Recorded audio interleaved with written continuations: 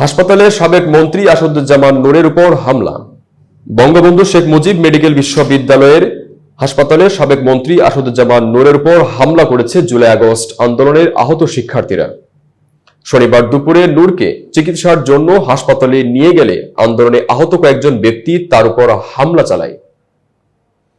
হাসপাতালে বুলবুল আহমেদ নামে একজন বলেন, ঘটনার পর শিক্ষার্থীদেরকে হাসপাতালের পরিচালক ব্রিগেডিয়ার জেনারেল রেজাউর রহমানের কক্ষে নিয়ে যাওয়া হয়। পরে সেখানে শিক্ষার্থীদের মোবাইল ফোন নিয়ে নেওয়া হয়। তবে এ বিষয়ে মন্তব্যের জন্য পরিচালককে ফোন করা হলেও তার বক্তব্য পাওয়া যায়নি।